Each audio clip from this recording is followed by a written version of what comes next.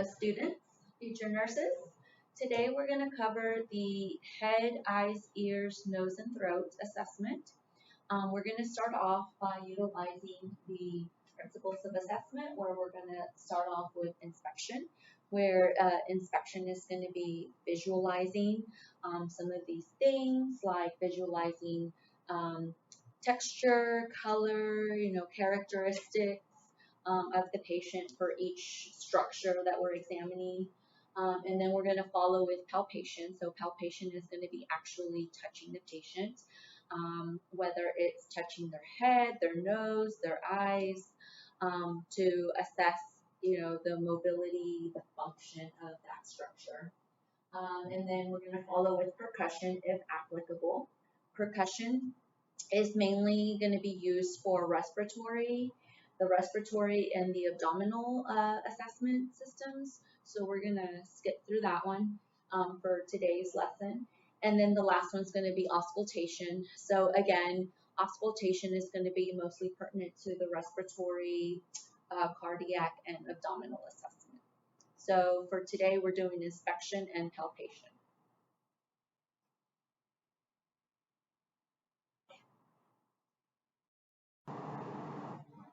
So to start, I've already knocked on my patient's door because I want to make sure that I'm not disrupting the patient.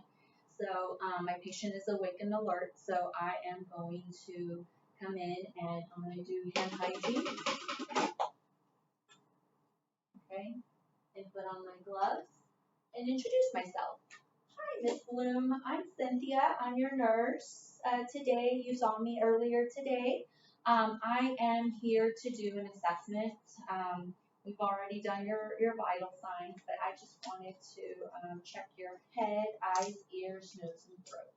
Okay, is that okay with you? Yes? Okay, thank you so much. So we are going to make sure that we verify our patient's identity. So we're going to use two identifiers, name, first name, last name, and date of birth. Okay, so you want to have your patient repeat that to you. All right, can you tell me your first name, last name, and date of birth? All right, Darren Bloom, 5/25/51, perfect. And can you please tell me if you have any allergies? No, I don't. No allergies. Okay, thank you. So she has verified no allergies, and that is what her chart indicates as well. You've got to double check because sometimes what's in the chart may not necessarily be what's on the bracelet or vice versa. So you just want to verify for the patient safety. So my patient's already in the Fowler's position. So I am going to make sure I have my supplies that I need. So the equipment that I need today is going to be my pen lights mainly. So that way when I'm checking the eyes, the nose, and the mouth, and the throat, I can visualize those structures, also in the ear. So we are going to put her eyebrow down. First, though, I do want to move the bed a little bit higher so that way I can have her at a better height. Because one of the important things about the medical field or nursing specifically is we do a lot of bending, a lot of turning. So you always want to be ergonomically sound. You don't want to hurt your back. You don't want to hurt your body because you only get one back. And you don't want to develop a back injury early on in your career because that could hurt you for the rest of your career.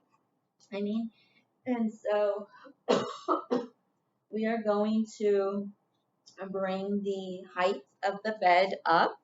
So I'm going to show you how to do that. So using these controls, make sure that the power button is on before you turn it on. Again, on this side, the right hand is going to, on the right hand side, everything's going to go up. On the left hand, everything's going to go down. So this one with the straight line, this one's going to be for the bed height. So it's going to bring it up or down. So in order to bring the entire bed up, I am going to press that button. And you may be able to see it going up. You may not. It's a little bit hard to tell at this point. but you can see that the patient is at a better height, so that way I can, have better access to assess her. Okay, I can raise it just a little bit more, just to make sure. Okay, so we'll set this down.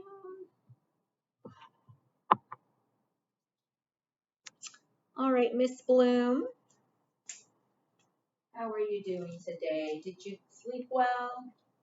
Here, I'm just gonna move your call light over just a little bit since I'm here right now. You don't really need it. Okay. I do want to start off with an orientation status. I want to assess my patient's orientation. So I want to ask her if she can tell me what day it is, what exact date it is. Oftentimes in the room, you're going to have a whiteboard that's going to give you the opportunity to write down the date and help the patient with orientation. Okay. So Miss Bloom here today, she is here for, she had a double knee replacement. So she has been alert and oriented, but we are still going to make sure that we write down the date. So we are going to say today is Thursday,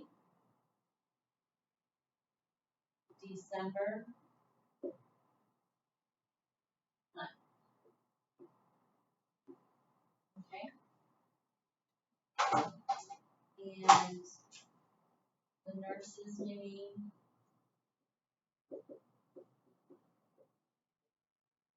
doctor's name,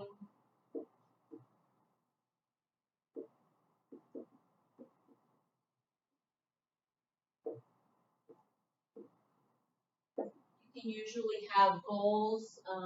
So if your patient has a problem with pain, maybe they had surgery, maybe they're having abdominal pain, you can ask them, what is your goal for today? So usually it's going to be something simple and measurable. So you could say pain level of 2. Usually with pain, it's hard to get them at a 0 if their pain level is always at a 10. So that's not going to be realistic. It's always good to also write down the doctor's name just so that way whoever's in the room, if there is an emergency or the patient needs something, then we know who to page or who to call in those cases. Okay. But Miss Bloom, can you tell me what today is? Okay, she said it's Thursday, December 9th, 2021. If your patient is unable to specify the date, then you can ask them, okay, can you tell me what day of the week?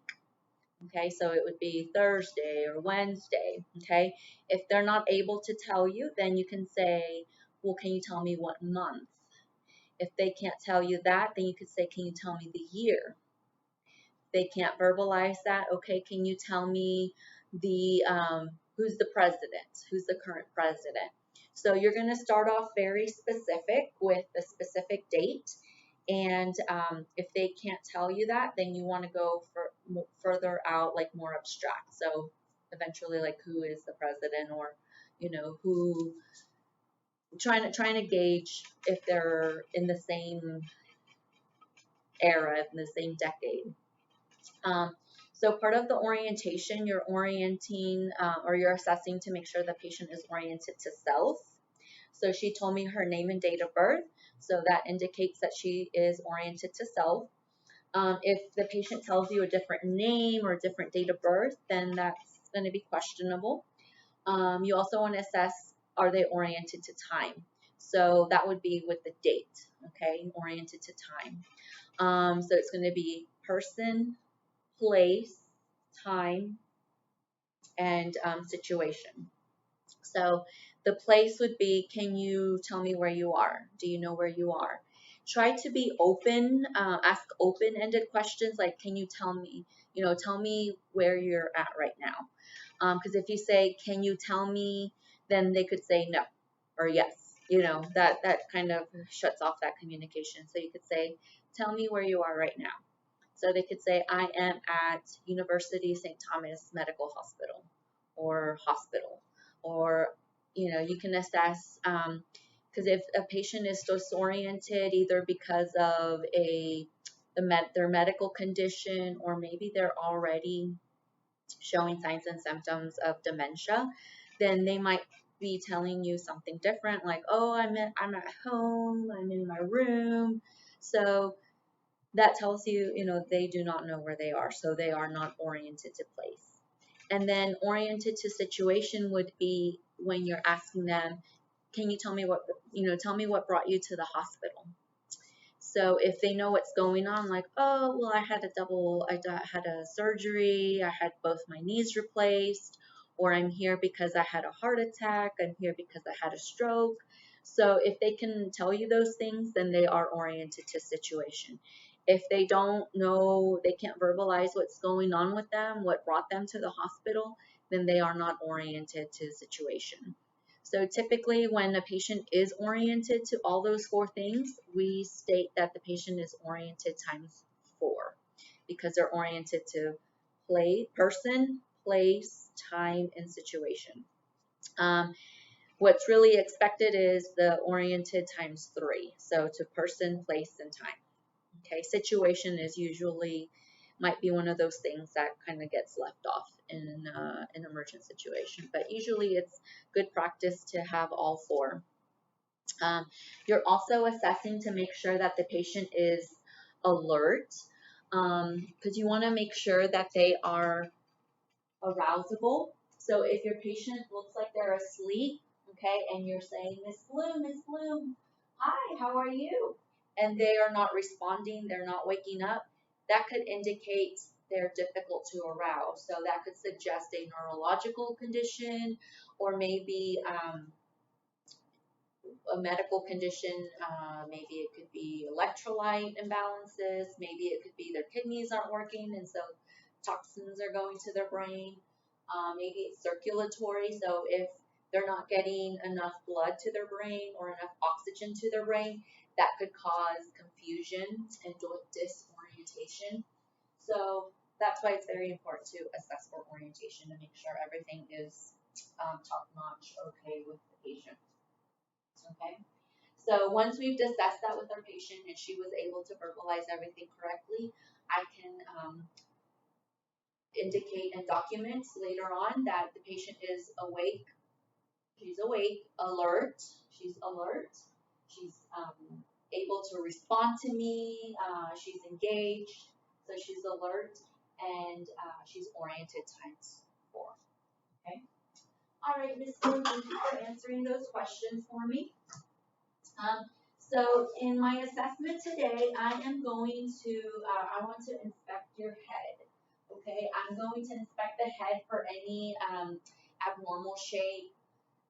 In some cases, you might find that a patient has an abnormally shaped head. It could be either small or large. The large heads could indicate fluid buildup in the brain. So that would be abnormal. The expected finding would be a normocephalic shaped head, meaning it's round, oval. There are no abnormal shapes or anything. It doesn't look off. We're also going to be inspecting her facial structures, because at a glance I can look at her and see, okay, does her face look symmetrical? So symmetrical meaning it's equal on both sides. So that would be the eyebrows, the structure of the eyebrows, the facial bone here. The eyes, do the eyes look equal, symmetrical bilaterally, so on both sides? Does the nose look symmetrical? Does the mouth look symmetrical?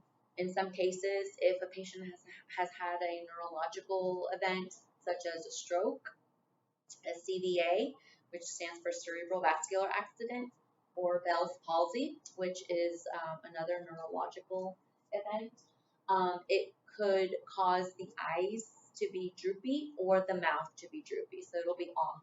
So we're assessing to make sure that the mouth is symmetrical bilaterally, that there's nothing abnormally shaped about that, okay? You also want to assess to make sure the ears are symmetrical. So both ears are evenly shaped and placed on the head, okay, on the face. We're going to pull back her hair because I want to assess the outer ear, the pinna, okay, and make sure that there are no abnormal lesions or anything on there, okay? So just like we talked about with the health assessment steps, we're inspecting.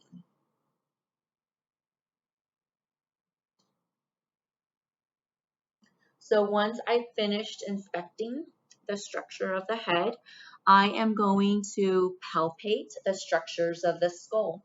So this is where I'm going to physically touch my patient and assess for that abnormally shaped head, if there are any lesions on the scalp.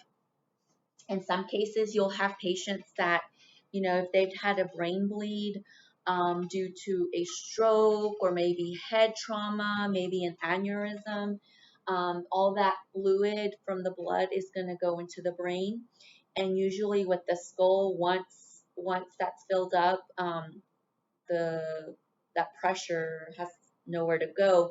So then it puts pressure on the brain, which can cause neurological damage. So what happens is they'll go into surgery and the surgeon will cut off a piece of the bone of the scalp called a bone flap, and then that will release some of that pressure from the brain. And then they'll wait until that pressure in the brain has decreased and the brain has shrunk back to its shape, and before they put that bone flap back. So in those cases, you will feel that there's part of the skull missing, and you just want to be very gentle with it because essentially you're touching the brain. In those cases, those patients will have a helmet that they have to wear every time they're out of bed for their safety, because if they fall or hit their head, or both, they fall and hit their head, that can cause a lot of damage to their brain. So it's a safety thing. So we're assessing that. We're assessing, you always want to check with the patient if they're having any pain or discomfort when you're palpating. So the other thing that I'm going to assess is going to be, I'm going to be assessing the facial structures, mainly the sinuses. So you're going to have your frontal sinuses, which are going to be on the forehead, and then you're going to have the maxillary sinuses, which will be found underneath the eye, okay? So when you're palpating the sinuses, you're going to be palpating, okay? You're going to do gentle pressure. Sometimes you can use your thumbs to kind of put pressure along the maxillary, but you're assessing and asking the patient if they're having any pain or discomfort, any pressure, because when they have sinus problems or their sinuses are full, they will have pain. Even the slightest touch will cause pain. And that's like when their sinuses are full of, mucus, drainage from allergies, or if they have sinus problems. You can also see they'll have like little rings around their ear, like raccoon eyes, when they have sinus problems sometimes. So after assessing their sinuses and the patient reporting no pain, okay, I'm also going to assess the structures down here just to make sure that her facial bone, everything is up to par. I'm also going to press down right by the eyebrows to assess that for any pain or discomfort along the frontal sinuses. Sometimes it can spread down to the bottom there.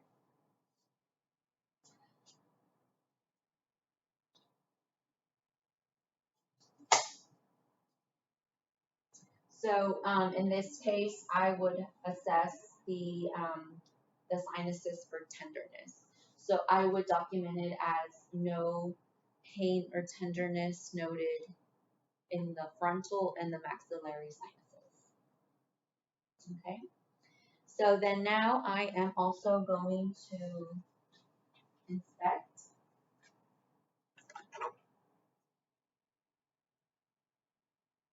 So I want to inspect.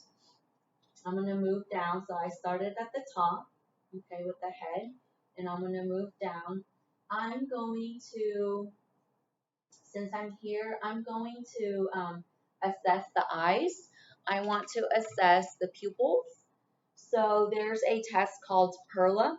With PERLA, you're assessing the pupil sizes. What's expected is that the pupil will, when you shine the light in their pupil, in their eye, their pupil is going to constrict or it's going to shrink. Okay. Usually the pen lights are going to have a different shapes to look at. So typically what you want to see is from 2 millimeters to 6 millimeters is the expected findings when you have the pupils constrict and dilate. When the pupils dilate, the pupils will normally dilate in a room that's dark, okay? And they will constrict in a room or when there's light, bright light. So whenever you're assessing how briskly those pupils constrict and dilate, you want to make sure that it goes, when it dilates, no more than the 6 millimeter size, okay? And then when it constricts, it should be at no less than a 2, okay? So we are assessing the pupils.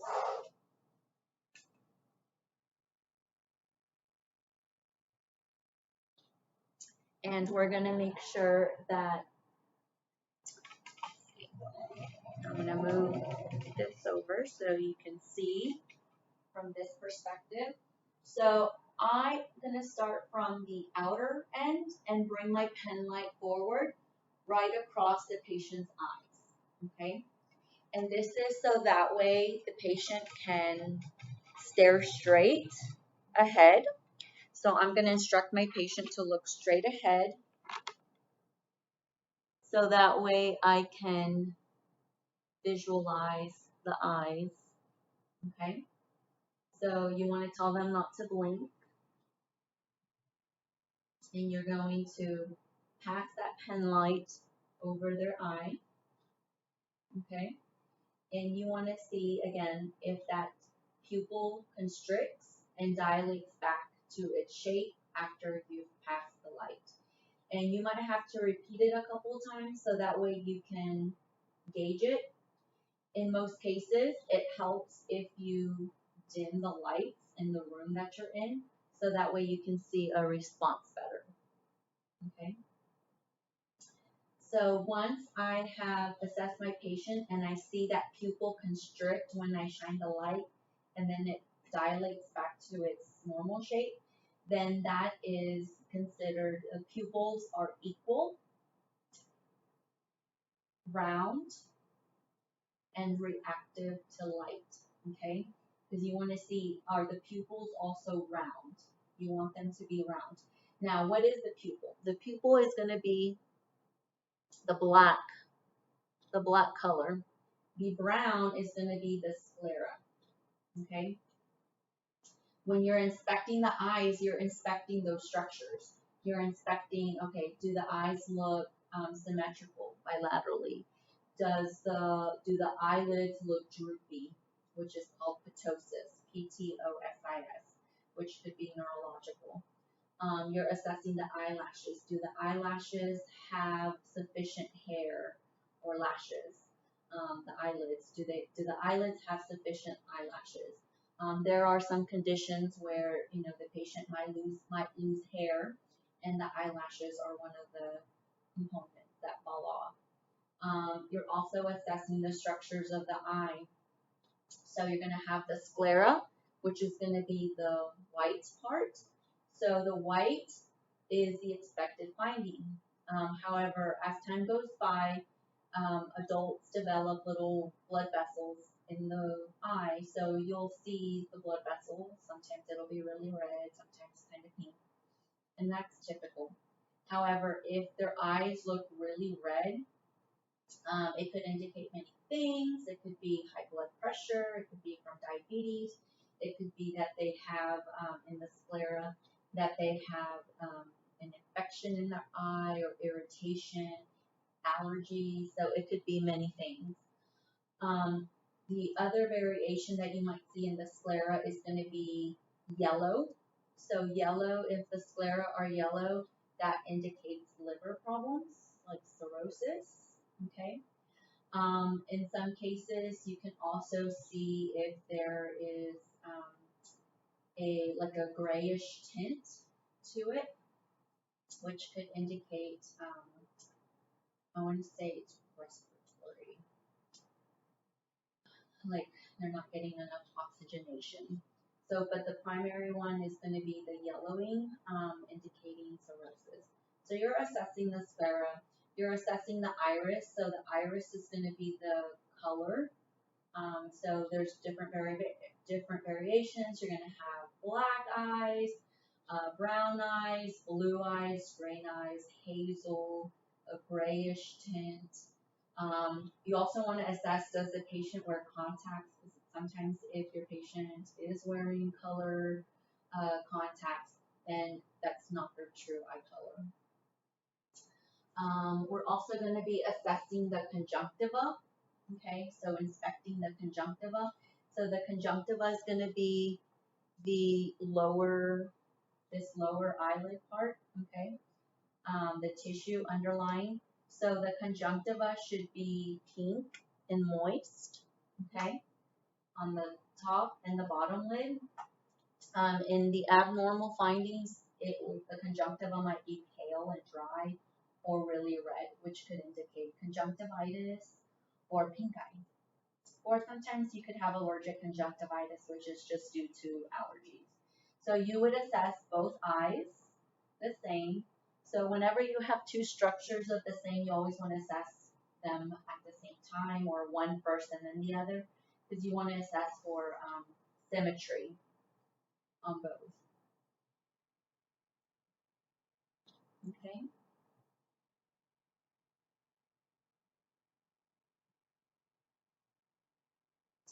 We're also going for the eyes, since we're still on the eyes, we're going to assess the fields, the visual fields. You would also attest for visual acuity. So that's when you would use the Snellen chart, which has the letters. If you wear glasses or have vision problems, this is something that you get every year. You have to read off of the letters on that chart. You have to stand 20 feet away. And then depending on the lowest or the smallest line of letters that you can read, that usually gives the doctor an indication of your visual acuity. So that's where like the 2020, 2015, 2040 come from. So the lower than the bottom number, the better your vision is, meaning that you can read it from a long distance.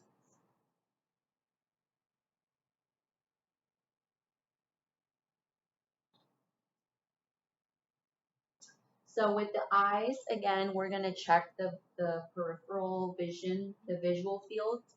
So when we're doing that, this is where we do the fields of gaze. What we do with this one is we're testing we're also doing a neuro test. We're testing the cranial nerves, and it's going to be cranial nerves 3, 4, and 6. Okay, so with the cranial nerves that we're testing, they control the eyes, the eye movement. Okay, the eye movement as well as the pupil size. So when we're doing the pupils with the lights, if they're reactive to lights, that's going to be the cranial nerve number 2, which is the optic nerve, and then cranial nerve 3 that helps to control the pupil shrinking or expanding. So with these fields of gaze, we would have our patient move You want to have them staring straight across the room, okay? You're going to be in front of them. So I'm going to set this down. So you would be in front of your patient, like so. Okay. You have your patient looking straight ahead. And then you would have them follow. So you want them to look at the tip of your pen light, okay? And you're going to have them follow that pen light without moving their head, okay? Sometimes it helps if you stabilize their head if they tend to have their head wander. So I'm going to have them move their eyes up as I'm moving my pen light up, okay? Down, so their eyes are going to move down to the right, or I guess their left, my right, their left, and then my left, their right, okay? Kind of like the cardinal signals. So you're going to have north, south, east, west, okay? So you want to have them follow your pen light as you're going up and down and then to the side. And then to test cranial nerves 4 and 6, which control the lateral, you can have them do the sides. So kind of on the compass, you have northeast, northwest, southeast, southwest. You're going to have them follow your pen light in those directions as well, okay? So it ends up being like a star, so you're going to have them go up and down, okay, to the side, and then across. So north, for this would be northeast for me, northwest for me, southwest for me, southeast for me. So their eyes should follow perfectly. They should track perfectly, symmetrically.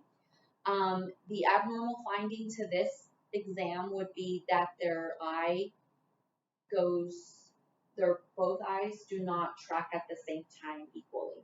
So one eye will move, will follow the pen light, but the other one does not. And that's called strabismus, aka lazy eye. And that's because those muscles are either weak, or it might indicate a neurological problem, which is causing those muscles to be weak because the cranial nerves control the ocular muscles. Okay, so those are the fields of gaze. There's also another test where you have them stare straight ahead, and then you're going to have them tell you when they start to see your fingers or your pen light come into the field of vision. So you're going to start off at the top part, or you're going to start on the side away from them, but on the top, and then you're going to bring that pen light forward, or sometimes you could do it by like wiggling your fingers. And so they have to tell you when they start to see it, okay, from those peripheral fields. And you would do the same on this side. So you would bring it to the side at the top and then at the bottom, and they will tell you when they start to see it. So that's testing the visual fields.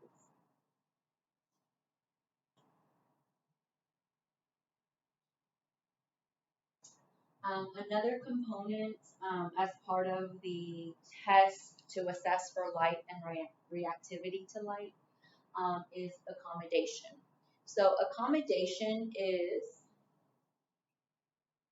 you want to dim the room a little bit, okay, because you're going to have, so you would do this when you're doing the perla, where the pupil, you're testing it with the pen light, okay. So I've dimmed the room. I'm going to instruct my patient to look straight ahead, okay, at the wall or the clock, whatever's across there, and to focus on that, okay?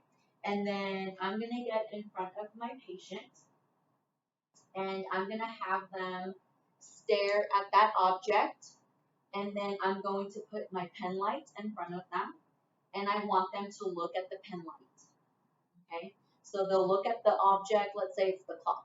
I want them to look at the clock straight ahead, and then I want them to look at the tip of my pen light. And then I want them to go back and forth, glancing at each, and I'm going to assess how the pupils will dilate and constrict with distance and with close objects. So the expected finding will be that at a distance, the pupils are going to dilate. So D, distance, D, dilation. And the expected finding for the close object, for the pen light, is going to be that the pupils constrict. Okay, so C, constriction, C for close objects. Okay, that's going to help you remember which finding you will expect to find with each test. So with accommodation, you're looking to see if the eyes accommodate to distance and close objects. So again, the finding is going to be that with a close object, the pupils are going to constrict because they are letting in less light. With the dilation, or when you look at an object at a distance, your eyes dilate because they have to let in more light in order to see more clearly. So that's the expected finding for the accommodation. Okay.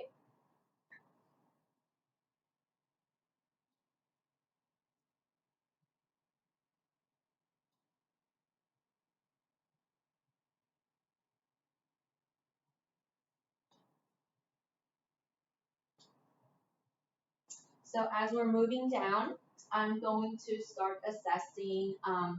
So on our head, we have what's called the temporal artery. So sometimes this artery is going to throb, like if we have a headache. If you put your two fingers, your index and your middle finger, or your middle finger and your ring finger to the temples, you're going to feel that pulse. Okay, it's going to pulsate.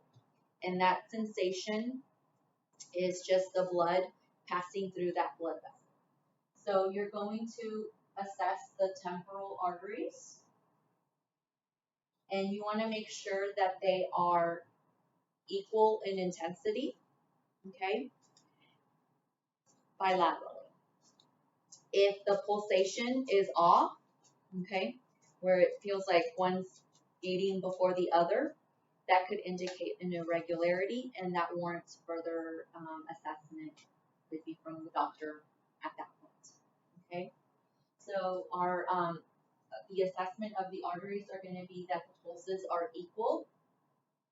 Okay, are they strong?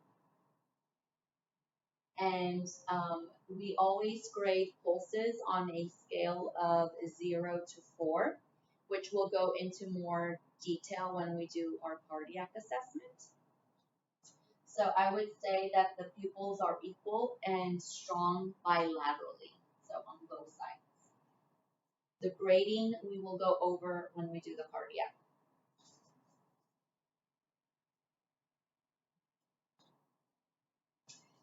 Another thing that I want to assess while I'm here is going to be the temporal mandibular joint. That's going to be the TMJ. So this joint is responsible for helping open our jaw. Let me turn on this light a little bit more. So when you're assessing it, you're going to place your fingers on that joint, and you're going to have your patient open and close. Okay. You're assessing for any crepitus. Crepitus is popping sounds that occur, and that will be considered abnormal because that could indicate that the joint has dislocated from the joint or from the socket. So typically they should feel no pain or discomfort. You should feel no popping or clicking when they open their jaw, okay? And you can have them move their jaw side to side, okay? So we would, for this patient, we would say no pain or tenderness noted, no crepitus noted upon assessment of the temporomandibular joint. And we will go into more detail about how to assess the joints and the bones when we cover musculoskeletal. All right. All right, Miss Bloom, are you doing okay? All right, very good. Okay, so now we're going to assess the nose. So I'm going to go down this way and then I will go to the ears. So with the nose, I'm going to inspect. I'm inspecting to make sure it's midline, that it's symmetrical. In some cases, the patient's nose might be uneven because they have a deviated septum. Maybe they have a broken nose from an injury. So oftentimes you can tell, if there's like a little bone spur on the tip of their septum there. You that's what we're inspecting. Okay, so we're assessing that. The patient's nose appears midline symmetrically. Okay, I'm also going to inspect using my pen light. I'm inspecting the nares, the nostrils. Okay, because I want to make sure that the patient doesn't have any obstructions, that the nostrils are patent, because I want my patient to be able to breathe, not have any problems with respirations, breathing through their nose. Okay, so I'm going to bring this closer so you can see. So I'm inspecting the nares for any obstruction, which I do not see any. In some cases, you might see where a patient has polyps, which are like little tumors, essentially, little cysts that form in the tissue in the nose, and that can cause obstruction in the passageway, so they will have trouble with congestion, breathing, that sort of thing. Usually they can be removed surgically by an ENT doctor, and they can breathe better after that, usually.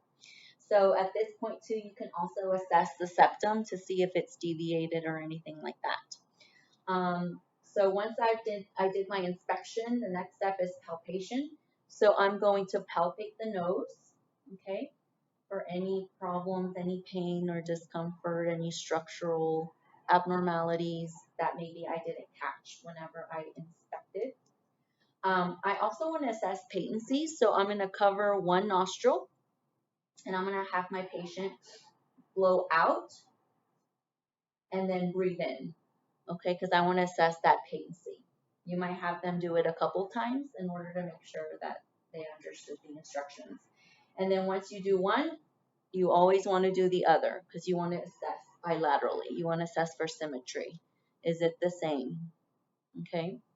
So I will say that my patient's nares are patent,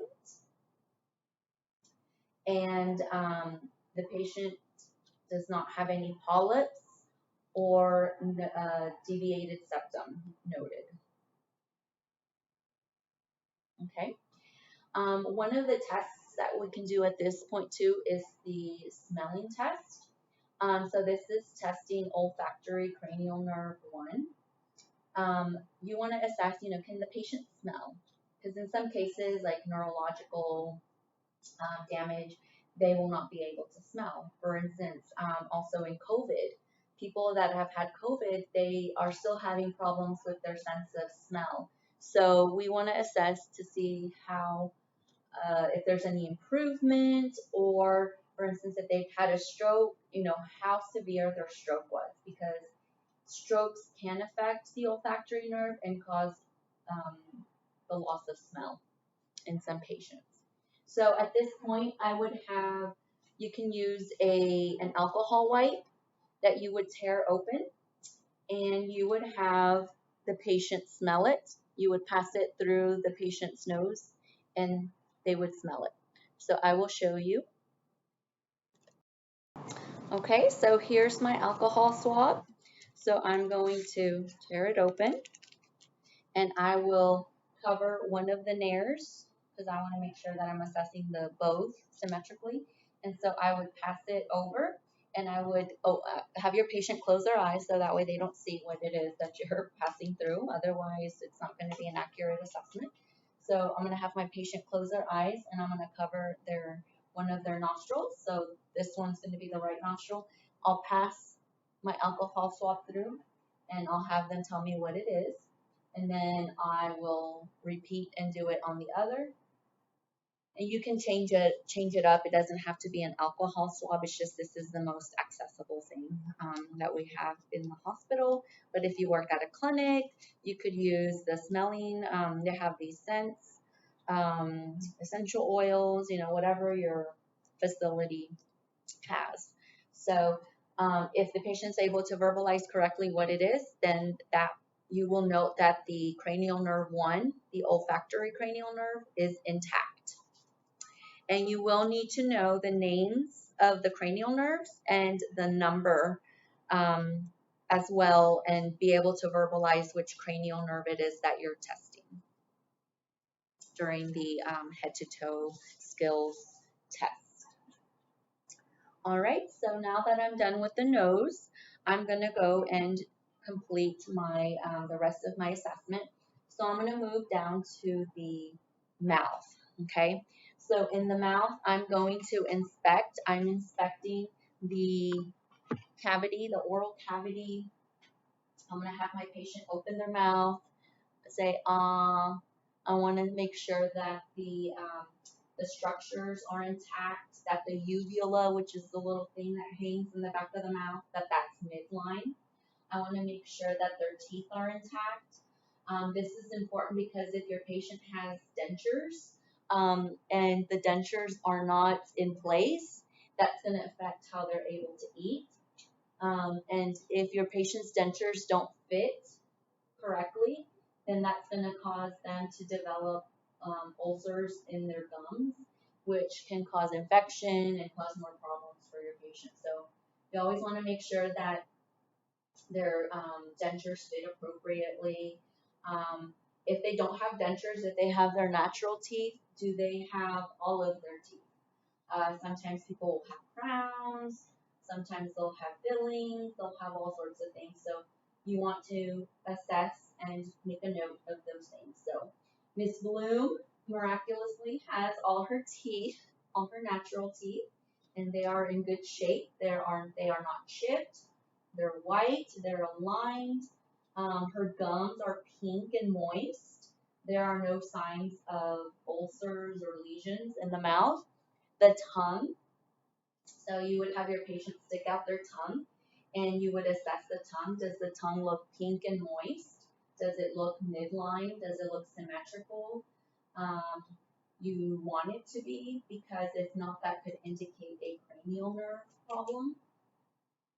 Okay, and that would be cranial nerve 9.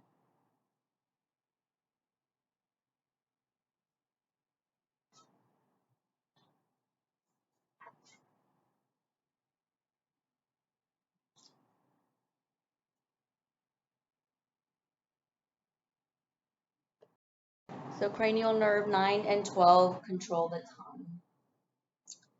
All right, so I'm also going to be assessing my patient at this point, having her smile.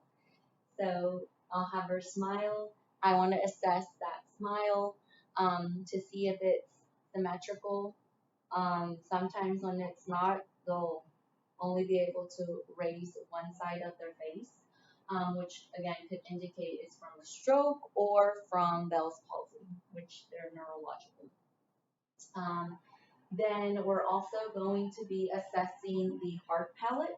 So the hard palate is the one that's at the top of the roof of the mouth, the hard part, and then the soft palate, okay? When they stick their tongue out, you want to assess the uvula, which is the little component, the little part that hangs. You want to assess to make sure that moves and that it is midline, because cranial nerve 9 and cranial nerve 10 are the ones that are going to control that. They help control swallowing and speaking. Okay. We're also going to be inspecting the lips, okay? So you want to inspect the lips. Are the lips moist? Are they dry? Are they chapped? Which could indicate dehydration. Same with the mouth, the tongue. If those structures are dry, that indicates that they are dehydrated. Okay, so now we're going to move on to the ears. So we're going to assess the ears, inspect the ears, the structures. We want to make sure that the ears are equal bilaterally, that there's symmetry to both ears. So we would inspect those at the same time, looking at the patient head on. Okay, so we want to inspect the patient from this point of view and assess, do the ears hang low? So you want to see, are they at the same level, at the same height bilaterally? Okay. Do the ears stick out? Sometimes patients will have ears that are more that are kind of pinned back, so they can't really move the ears, the cartilage, too much. And then some people will have like really large ears that stick out, so sometimes they have to have surgery to get them pinned back.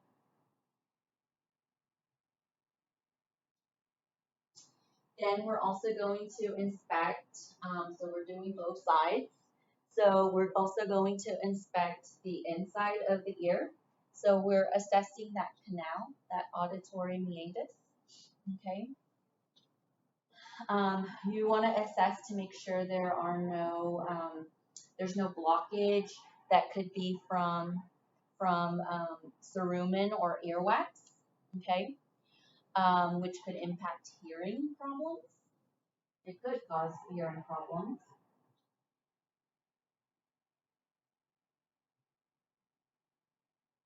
So we would do that on both sides. Okay. I'm also going to be inspecting the back of the ear. Okay, I'm assessing the back of the ear because if your patient has oxygen via nasal cannula, that can irritate the skin. Okay, it can cause skin breakdown up here. Okay, as well as in the nose, in the nostrils. So we're assessing to make sure there is no skin breakdown back there either, because that's an area that sometimes gets missed because it's well hidden.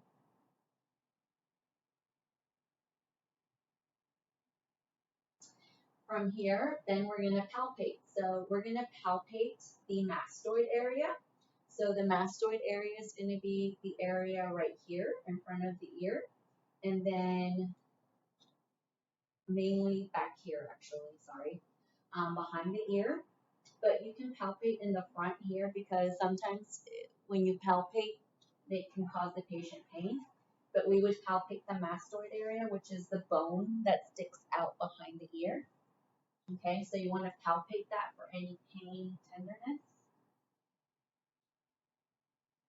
which could cause infection or lead to infection or indicate infection. Okay.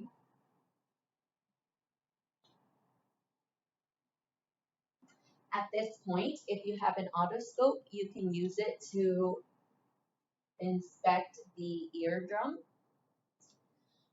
Typically, we won't have that in the facilities. Those are more common in the doctor's offices. But if you do, you can look inside the eardrum to the tympanic membrane and assess it. Typically, the expected finding is that the tympanic membrane is gray and it has like a pearly shine. It's abnormal when it's pale or it doesn't have that shimmer, that shine. So it could indicate a ruptured eardrum or an infection, fluid, be filled with fluid. So that would be an abnormal finding. At this point, you can also assess cranial nerve 8, which is the vestibulocochlear cranial nerve. And you could do the Weber and Rene test, which those we will specifically cover when we do the neuro assessment. But you would use a tuning fork to do those exams. The other exam that we will do right now is going to be the whisper test. So it's also going to be assessing for hearing. So with the whisper test, you're going to stand to the side of your patient, okay, in the back here, or as far away as you can as possible. And you're going to have them tell you what they heard, okay? So you're going to come on this side. You want to have them cover this side, the opposite ear, and you're going to whisper 3 words, and then you want them to tell you repeat what you said. So I said banana, horse, and cow. So my patient was able to verbalize those 3 things. And then now I'm going to go around to the other side.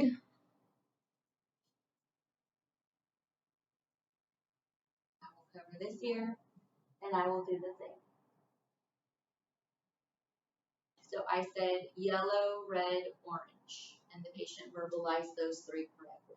So her hearing is intact, and that would be cranial nerve 8, the vestibulocochlear. I didn't finish testing that cranial nerve, so I can't say it's fully intact until I've done the Weber and the Rene test. Okay, so now I'm going to move down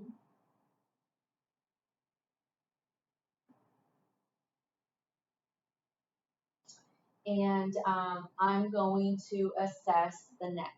Okay, so the neck is going to consist, or the neck assessment is going to consist of, inspection. We want to inspect to make sure that the patient's neck is midline, okay, it's symmetrical.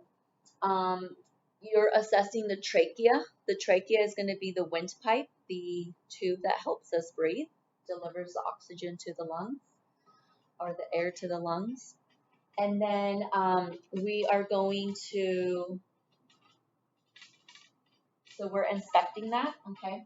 If the patient's trachea is not midline, it looks crooked, that indicates a problem because that can cause an obstruction in their airway, which can lead to breathing problems, which can be life-threatening. So you're assessing to make sure that trachea is midline, that it's straight, okay? The other thing that we're inspecting for is the thyroid. So if the patient has thyroid problems, mainly if they're hyperthyroid, if their thyroid hormones are high, that's usually the thyroid gland is enlarged and it's producing too much. So that warrants further investigation. But there's a condition called goiter where you can see a big lump in their throat, and that's because that's the thyroid, okay? So typically the expected finding is that the thyroid is not palpable. The way that you would assess the thyroid is going to be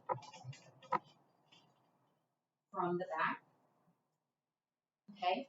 So you're going to come to the back and you want to isolate, you're going to feel the gland a little bit, and you're going to isolate it by pushing it gently to one side. So you can, so I'm going to, in this case, I'm pushing it to the left so that way I can palpate it on the left. And then I'm going to push it towards the right so I can palpate it on the right side. And you should not feel any abnormal edges. It should feel soft and round, okay, if you are able to palpate it. But typically you should not be able to palpate the thyroid. The other thing that we're going to assess when we're inspecting the neck is we're going to be assessing the lymph nodes, okay? So we have different lymph nodes that drain down from our face, our head, down to our neck, okay? So starting up here, you have your pre-auricular. So the pre-auricular lymph nodes are going to be right before the ear, okay? So they're going to be right here, right before the ear. So these are the pre-auricular on both sides, okay? So you're palpating for any tenderness in those lymph nodes. You're also palpating for any swelling, any nodules that could indicate problems, okay? And then you're going to assess the back. So that's the post-auricular, so behind the ear, almost by the mastoid, okay? So again, you're assessing for any nodules, any tenderness, swelling. Are they warm to the touch? Because that could be, it could indicate an infection or lymphoma in some cases. And then moving down, you're going to have your submandibular. So submandibular mandible is the jaw, right? So it's going to be right under the jaw. You also have the submental, so that's going to be underneath the chin, okay? So you're palpating those lymph nodes for any pain, swelling, tenderness, okay? And then as we go down the neck, we have the superficial cervical lymph nodes. So you're going to have the anterior, which is the front, and then the posterior. Okay, so the posterior is going to be towards the back, the anterior is going to be towards the front. I also forgot to do the occipital. So the occipital is going to be behind in the back of the head. Okay, so the occipital bone. So you're palpating the back to assess for any swelling, tenderness, or anything like that.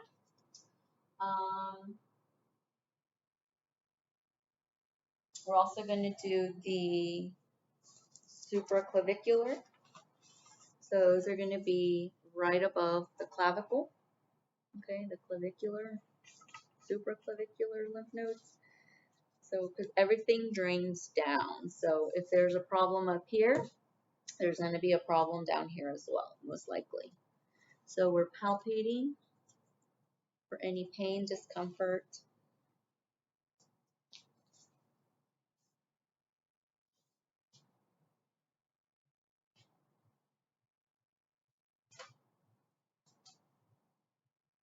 And then we also want to assess for the patient's range of motion on their neck.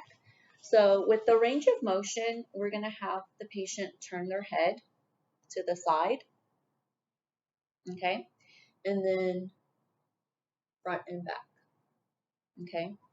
This is testing the muscles that are controlled, that control the neck. And we will cover that when we do the musculoskeletal in depth. And then there's a cranial nerve that also helps with the range of motion of the neck, which again, we'll go into more detail about that when we do the neurosystem.